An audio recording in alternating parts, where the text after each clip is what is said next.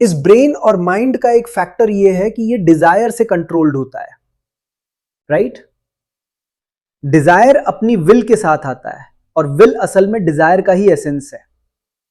और हम हमेशा कुछ ना कुछ बनने की कोशिश करते रहते हैं।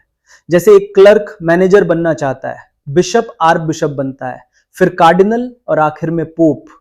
और डिसिप्लिन अपने मास्टर जैसा बनने की कोशिश करता है। तो ये जो लगातार मूवमेंट है बिकमिंग का, अगर हम कुछ ना बने तो हम बस वेजिटेट करते रह जाते हैं। तो ये उन फैक्टर्स में से एक है जिसमें हमें गहराई से जाना होगा। क्या सच में कोई बिकमिंग है भी या नहीं? ये बिकमिंग डिजायर का अर्ज है, ये डिस्कंटेंट की लड़ाई है। हर चीज से डिस्कंटेंटेड होना अच्छा है, अपने आसपास की हर चीज से और स्पीकर से भी, यानी डाउट करना।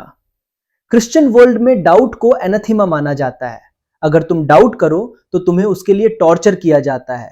लेकिन ईस्टर्न वर्ल्ड में, जैसे बुद्धिज्म और हिंदू में, डाउट जीवन का एक बहुत बड़ा फैक्टर है। तुम्हें डाउट करना चाहिए क्योंकि डाउट माइंड को प्यूर्ज करता है। अपने एक्सपीरियंस पर डाउट करो, अपने गुरुज पर डाउट करो, अपनी एक्टिविटीज पर डाउट करो, और यह भी पूछो कि तुम ये अजीब कपड़े क्यों पहनते हो।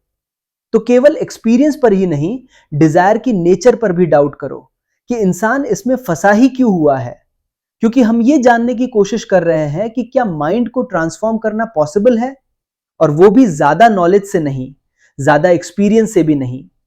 नॉलेज हमेशा इनकम्प्लीट होती है और एक्सपीरियंस भी नेचुरली हमेशा इनकम्प्लीट ही होता है।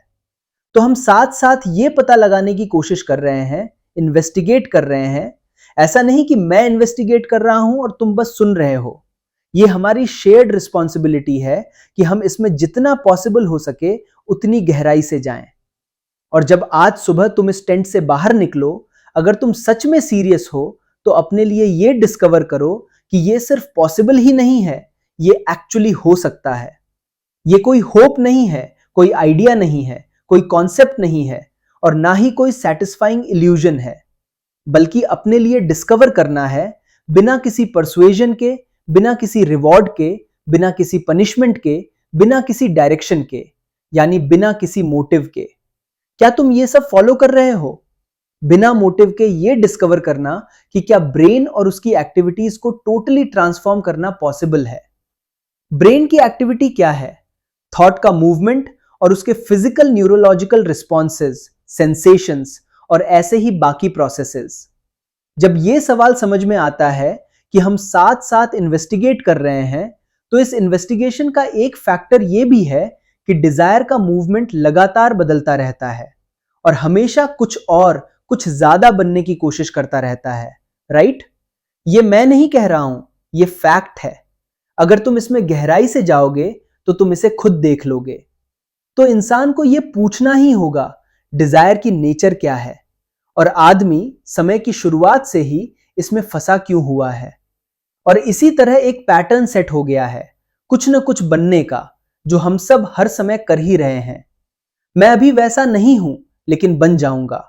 मैं अपने एंगर पर काबू पा लूंगा। जेलसी, एनवी या जो भी हो, यह हमेशा टाइम के अंदर मूवमेंट है, कुछ और बनने का।